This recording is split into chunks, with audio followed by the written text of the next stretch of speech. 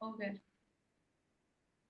Okay, so we have with us today Emma Rawicz. I hope I'm pronouncing your name correctly because I think some people pronounce it Rawicz, but it's Rawicz, correct? Yeah, that's right. You're nailing it. All right. So thank you so much for coming on the channel. I love interviewing working musicians, especially jazz musicians. I want to introduce you very quickly and then kind of get into this wonderful record here that's next to me because it's fantastic. I've listened to it probably a dozen times now. Um, Thank you. so you're fairly young. You grew up in North Devon, England, which is on the southwest coast of England. That's right. Um, you just started playing saxophone at 16. Um, you studied in Manchester, I guess is where you got your interest in jazz. You released your first record at 19 years old, which is very impressive, and then organized your own UK tour. Um, your second record, which is sitting here called Chroma, came out last year, maybe around this time or in the fall.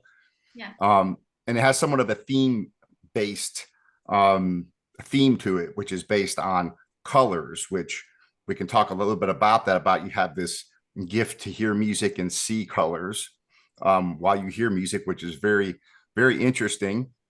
But some of your achievements include winning the Parliamentary Jazz Award. You're a finalist at the Jazz FM Awards and the BBC Young Musician Competition. And then the Royal Academy of Music recently awarded you the Musicians Company Silver Medal for excellence and contribution to the institution. And you're the only student to receive that award, as far as I understand. Is that correct? I'm the only jazz student. Only No, jazz I'm not the student. only. Yeah. Okay. And so you play in many musical settings, which I'm recently learning about. You had like a 20-piece orchestra. You play in duos, trios, any amount, different types of musical settings. But I guess we can start off and just talk a little bit about how you got into jazz. And growing up, you really weren't exposed to a lot of that, correct? That's right. Yeah. And what you play several instruments, right? You play violin, flute, bass, clarinet. Um, so what got you into jazz when you moved to Manchester? Was that something you kind of planned on, or is it just something you came across? I have to say that I came across jazz first when I was about 12 years old. I just heard an amateur big band playing some bassy charts, and I thought it was a fantastic sound. And I'm sure if I had the same band now, maybe I wouldn't love it as much. But at the time, it made just the sound of it made a really big impression, and particularly the sound of the saxophone, which was an instrument I'd not heard before. And I knew at that point that that music, that jazz music, and also the saxophone was the right kind of path for me to follow. It just took a little while for me to be able to do that because there wasn't really much live jazz in Devon. There weren't really many people teaching that, and there wasn't such a demand for it because it's such a rural area with not much live music in general, to be honest. So I knew that I wanted to do this to pursue learning about jazz and playing that music, and also learning how to play the saxophone. And that was something I went to Manchester to do. I went to the specialist music school up there called Cheetham School of Music. And I went there because I knew that I'd started playing quite late and I really wanted to go to university, to the Royal Academy of Music. And I also knew that my chances of doing that were quite low unless I put in a serious amount of time practicing from when I started. So that was basically why I decided to go to that school. And I just practiced and practiced and practiced while I was there and tried my best to kind of just learn as much as possible and improve as much as I could. So how many hours a day did you practice when you started? And what it looks like now you still practice quite a bit because I noticed it on your YouTube channel. You do a lot of different practice routines and stuff. So how many hours do you practice? Well, I mean, it's variable now because of the touring schedule that I have. But when I was at that school in Manchester, and also during the first few years of my degree at the Royal Academy of Music, I was practicing between 6 and 9 hours a day, I'd say. And in COVID, it was actually more, which I wouldn't necessarily do again. It was a little bit of a strange time, but it was cool. I think it was good. I managed to learn a lot, and I had some really good teachers who were always giving me new things to be inspired by and check out. So I was just fully kind of committed to taking on board as much as I could. Well, it seems like it's paid off for sure, because your skill is very impressive, and it comes across in this record, which we're going to talk about. It takes a lot of dedication in order to, on any instrument that you play, if you're going to become skilled at doing that. So when you surrounded yourself with a lot of different artists on this particular album, and a lot of them have been around for a while. The drummers from Israel, right? I'm not sure how you pronounce his last name. It's Araf Sikis. Is it Sikis or Sikis? Sakis, yeah, Oh, Sakis. so he's been playing drums for a long time, and then you have Ivo Name, who has been around for quite a while. Um, Ant Law on guitars, and he's fairly well known as well. I ran across Ivo Name on the Phronesis albums that he's Sure. played on, and so you surround yourself with a lot of very seasoned jazz players. And how did you meet all these musicians and decide to put this album together? Well, I guess I had a nice opportunity at the London Jazz Festival in 2021 at this nice venue, Pizza Express Jazz Club in Soho. And this was right after my first gig at Ronnie Scott's a few months earlier, which was obviously an amazing experience. But I'd kind of thrown something together for that also included Ant on guitar. And I'd recorded an album shortly after, which came out, the following year. And then I had this opportunity to do my first kind of proper headline show at the London Jazz Festival, and I felt like I had this opportunity, this great concert, opportunity to do a really good concert in a nice venue. And I just thought I really want to do something new and different and start something that will challenge me and help me write differently and play differently. And I just thought, okay, well, this is quite a nice venue and it's a nice festival, so it's probably one of the few chances I have when I can really ask anyone I want to play, and they might just say yes. So I thought, okay, if I was going to be really wild and think about anyone in the UK that I absolutely love the playing of, and think about creating a band with a combination of those people in it, who would I ask? Who would be my first choice? And all of these people miraculously said yes to being a part of the band. Admittedly, Asaf actually joined a little later. I had this great drummer, James Madron, who did that first concert. But yeah, they were all people who I massively admired and had been kind of going to their concerts and checking out their music for a couple of years. And I thought, okay, let's just say what the hell, and try and see if it could be possible, And I'm a firm believer in kind of just the worst people can say is no a lot of the time. So I thought the best thing to do was just to get in touch and say, hey, I'm a big fan of what you do. I'm trying to start a new band. Do you want to be part of it? And amazingly, they were all up for it. So I feel very lucky still that they're happy to make music with me, and also bring so much of themselves to my music as well.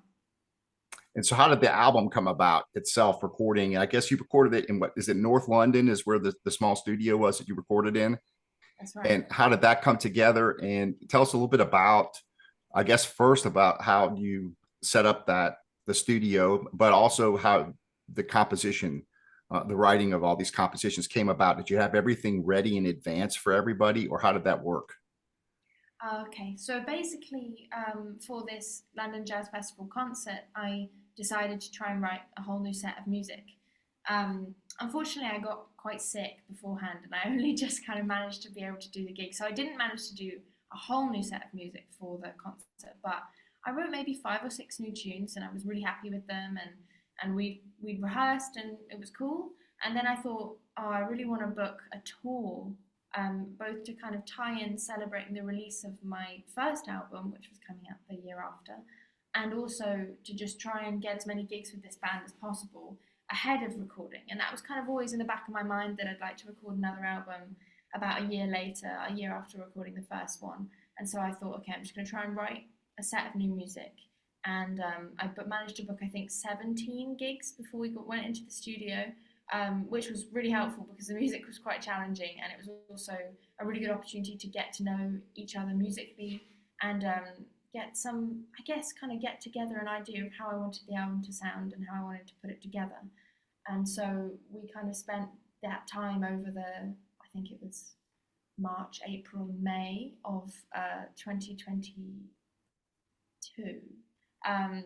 like just playing and playing and playing, rehearsing, traveling around the UK, and eventually recording the album in June in that studio, Livingston Studios in North London, which is a nice studio. It was really cool. It was a great experience, and it was kind of crazy, a little bit surreal to be in the studio with all these amazing musicians and just thinking, oh my goodness, we're actually recording it now. That's a bit scary, but it was cool, and I feel like I gained a lot of valuable experience when it came to touring with these guys, rehearsing, and also the studio experience was very very interesting for me, and I feel like I learned a lot from it. So you already had a lot of the songs you'd already rehearsed.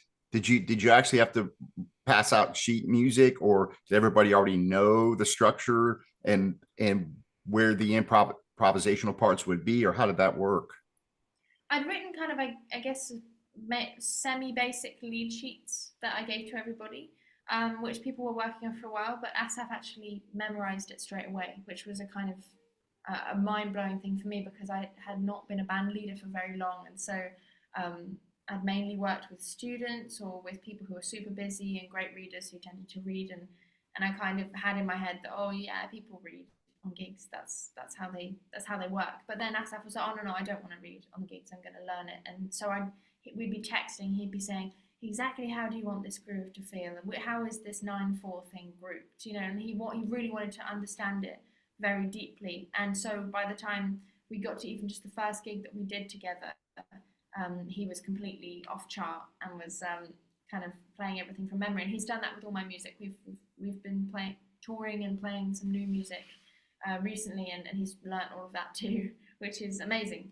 But I mean, we allowed the structures to be quite fluid. I think I was kind of hoping that I would bring this music to this group of musicians, all of whom have very strong personalities musically and also have a lot of experience. And I was hoping that they'd say, oh, why don't we try this and why don't we try that? And so through trying different things, some of the ideas coming from me, some of the ideas coming from them, I think we managed to sort of shape everything into the form that it's now heard on the album. And maybe it didn't sound quite like that originally, but I thought that was really interesting to let the music kind of grow and change with the ensemble.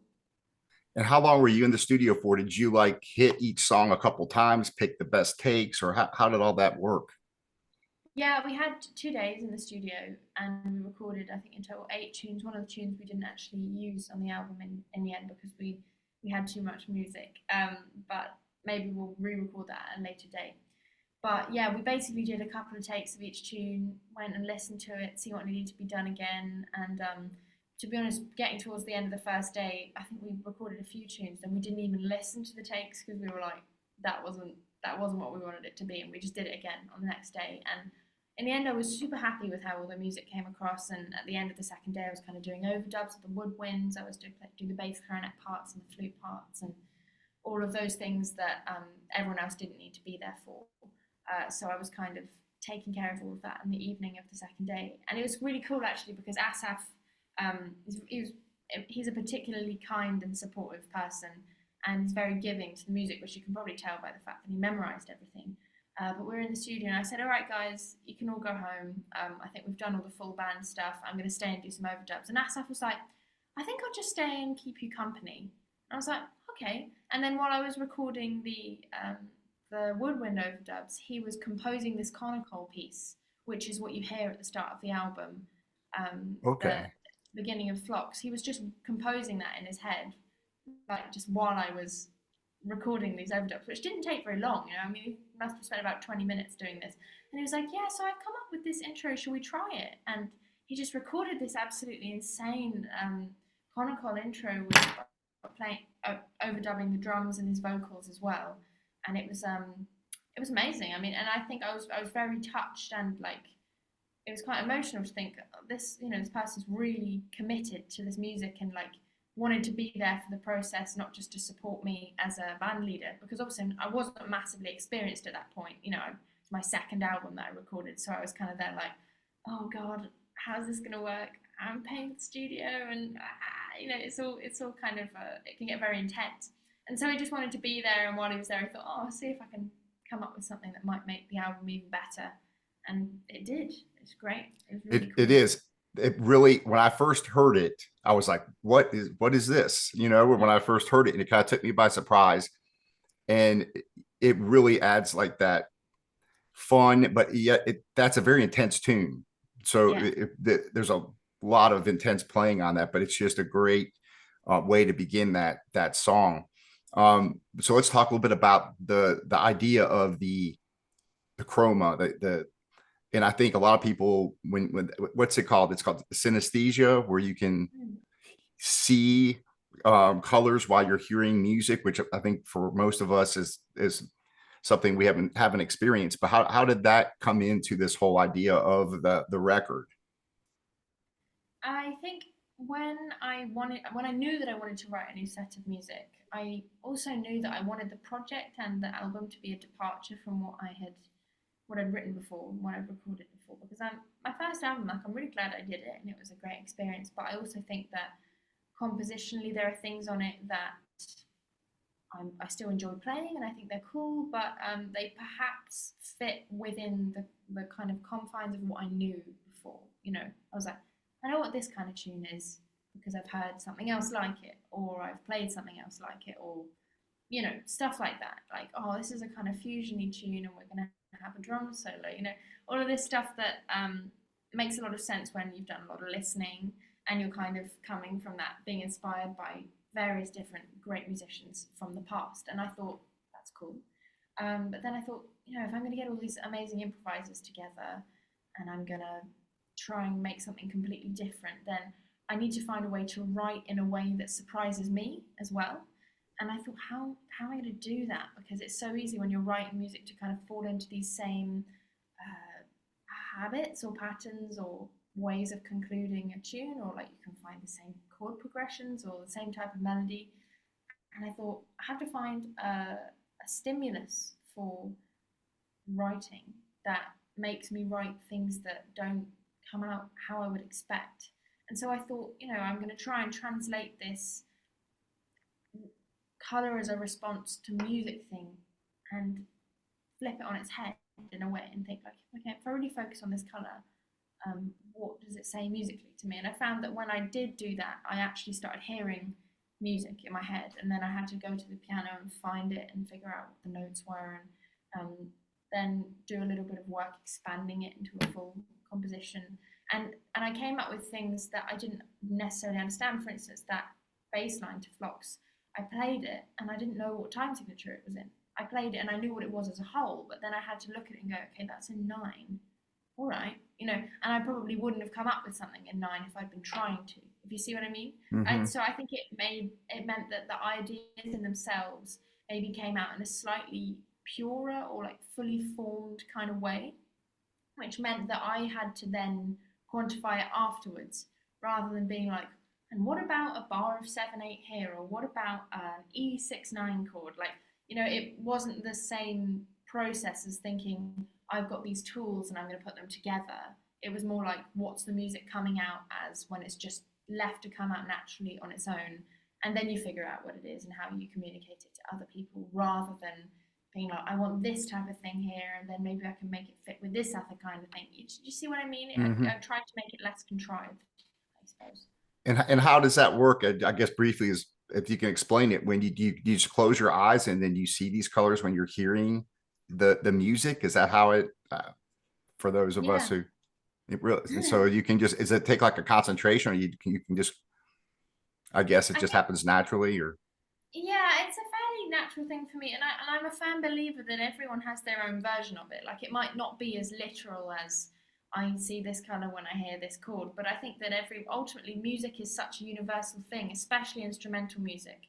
Um, I'm not saying that vocals doesn't have that, but like when there's no lyrics and no language to latch onto at all, I think instrumental music can just connect with people in like vastly different ways. So one person listening to one thing can have this emotional reaction, and you know, vice versa, all these different things. And I think that we don't actually maybe understand how each individual person responds to music. I think that's why we love it and why it's an important part of being a human being, is enjoying um, pieces of art and music that are not easily definable. And I think that me having a connection with colors is just like one way of doing that. And I think that actually everybody has their own strange little, you know, quirks and the way that they interact with art and music, and mine just happens to be a little bit more literal and easy to describe than perhaps someone else's. So I think it's all to do with just like reacting to art basically, and having an instant reaction, and that being an individual thing that is different for everybody, I guess. Okay. Well, I know we're short on time here, but I'd love to ask you briefly in closing, what do you have coming up for records? I know you're playing at several jazz festivals. You're very busy from now until the end of the year.